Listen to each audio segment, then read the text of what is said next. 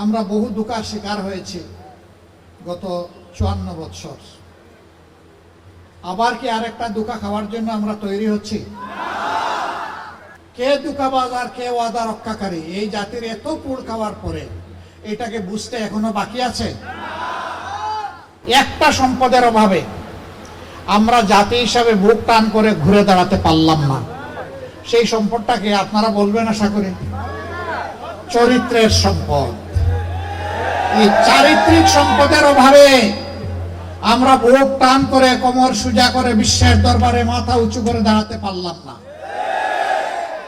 কিছু লোক, কিছু দল ইলেকশন আসার আগে বিশাল বিশাল ফিরিস্তি দিবে, বাংলাদেশকে কানাডা বানাবে, বাংলাদেশকে সিঙ্গাপুর বানাবে, আমেরিকা বানায় ছাড়বে এবং শেষ পর্যন্ত আমাদেরকে একেবারে মঙ্গল গ্রহে নিয়ে যাবে।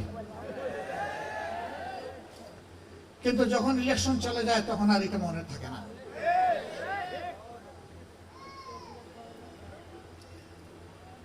এই মিথ্যা ওয়াদাকারীরা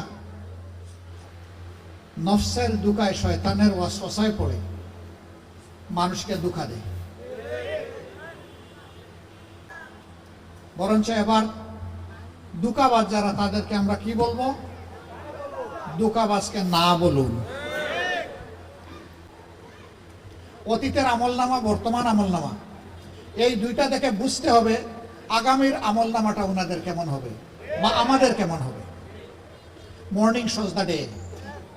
সকালে সূর্য যখন উঠে, রক্তিম সূর্য, তখন ওটা দেখে বোঝা যায় যে ওটা নিবু নিবু নাকি ঝাঁঝালো।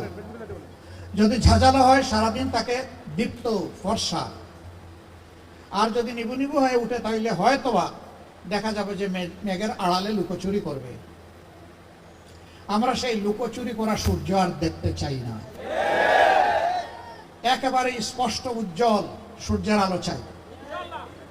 এই যে আমার সামনে বসা, আমার চোখ বলতেছে, আমি যদি ভুল না করে থাকি, উপস্থিত লোকদের 60% হচ্ছে যুবক। যুবকরা একটা সমাজের পাওয়ার। আমরা সেই পাওয়ার গুলাকে আমরা গড়ে তুলতে পারলাম না, আমাদের আফসোস। এই সমাজের দায়িত্ব ছিল আমাদের পাওয়ার গুলাকে এম্পাওয়ার্ড করা, তাদের হাত গুলাকে দেশ গড়ার কারিগরের হাতে পরিণত করা, প্রত্যেকটা শিশুর শিক্ষা নিশ্চিত করা, তার স্বাস্থ্য সেবা নিশ্চিত করা, মায়ের স্বাস্থ্য সেবা নিশ্চিত করা।